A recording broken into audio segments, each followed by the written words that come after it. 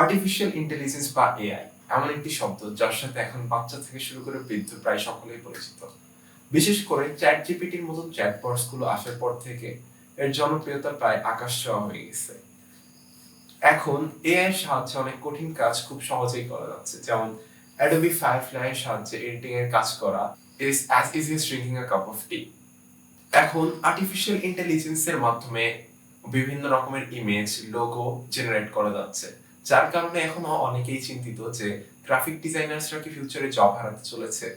আর AI নিয়ে একটা অনেক ফেমাস থিওরি আছে যে ফিউচারে এআই আমাদের কন্ট্রোল নিয়ে নেবে এন্ড আমাদের টেক ওভার করে ফেলবে। তো এইসব বিষয়ে আজকের ভিডিওতে কথা বলতে চলেছি।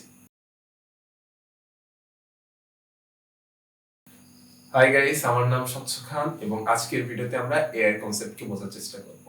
তো সর্বপ্রথমে প্রশ্ন হচ্ছে এআই জিনিসটা আসলে কি? এআই হচ্ছে কৃত্রিম বুদ্ধিমত্তা। ভাবেন একটা রোবট যে মানুষদের মতন থিঙ্ক করতে পারবে এবং ডিসিশন মেক করতে পারবে, তাহলে আমরা তাকেই আর্টিফিশিয়াল ইন্টেলিজেন্স বলবো। আমি আপনাদেরকে ক্লিয়ার করার জন্য একটা উদাহরণ দেই। ভাবেন একটা রোবট যে আপনার হোমওয়ার্ক করতে পারে, বা আপনাদের পরিবারের প্রত্যেকটা মানুষের জন্য প্রত্যেকটা মানুষের স্বাদ মতন আলাদা রকম কফি বানিয়ে দিতে পারে, তাহলে সে আর্টিফিশিয়াল ইন্টেলিজেন্স ইউজ করে। কারণ সে প্রথমে থিঙ্ক করতেছে যে কোন মেম্বারের জন্য কোন কফি বানাতে হবে এবং তারপর ডিসিশন নিতে পারতেছে। তো তাহলে সেটা হচ্ছে একটা আর্টিফিশিয়াল ইন্টেলিজেন্স। একটা আর্টিফিশিয়াল ইন্টেলিজেন্সের তিনটা বেসিক ক্যারেক্টারিস্টিক থাকে। সে থিঙ্ক করতে পারে মানুষদের মতো, তারপরে মানুষদের মতনই লার্ন করতে পারে, মানে শিখতে পারে, এবং মানুষদের মতনই সে হচ্ছে ডিসিশন বা প্রবলেম সলভ করতে পারে। আর্টিফিশিয়াল ইন্টেলিজেন্স হচ্ছে দুই প্রকার, একটা হচ্ছে স্ট্রং এআই আর একটা হচ্ছে উইক এআই। আমি আপনাদেরকে একটা মুভির এক্সাম্পল দিয়ে বলি। একটা famous movie Age of Ultron, Avengers Age of Ultron, হয়তো আপনারা প্রত্যেকেই দেখেছেন। এখানে টনি স্টার্কের যে প্রাইমারি আর্টিফিশিয়াল ইন্টেলিজেন্স মানে জার্ভিস, এটা হচ্ছে একটা উইক এআই।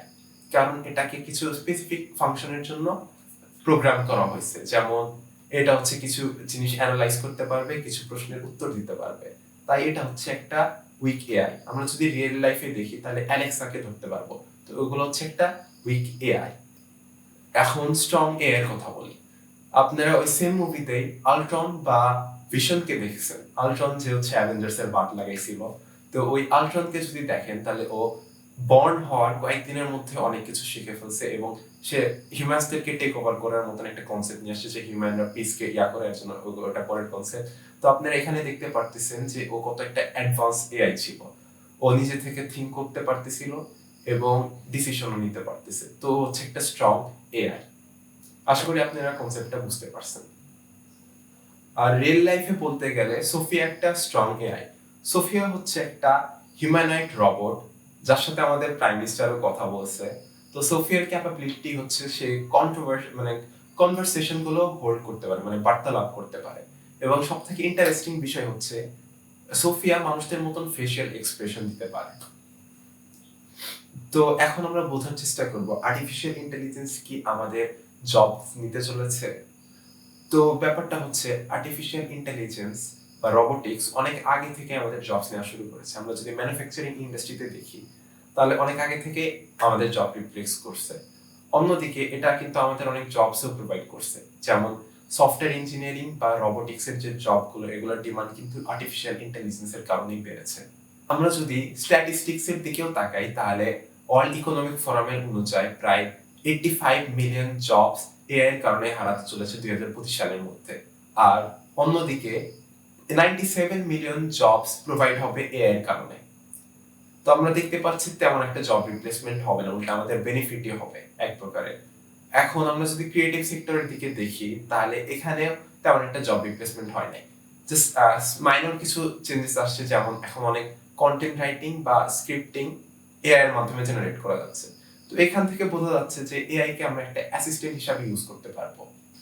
স্পেসিফিক্যালি যারা গ্রাফিক ডিজাইনার্স এর জব নিয়ে চিন্তিত তাদেরকে আমি বলে দেই যে গ্রাফিক ডিজাইনার্সদের কোনো রিপ্লেসমেন্ট হবে না, বরং তাদের যে টুলস ওগুলো আরো ইনহ্যান্স হবে, যার ফলে তারা এখন আরো এফিসিয়েন্ট হবে তাদের কাছে এবং তাদের প্রজেক্টগুলো খুবই অল্প সময়ের মধ্যে করে দিতে পারবে। তো এটা তাদের জন্য আরেকটা বেনিফিট। তো এখন আমরা সবথেকে ফেমাস একটা থিওরির ব্যাপারে বলবো, যেটা আমরা অনেক মুভিসে দেখেছি, যে আর্টিফিশিয়াল ইন্টেলিজেন্স একটা টাইমে ইভলভ হওয়ার পরে হিউম্যানিটিসকে টেক ওভার করে।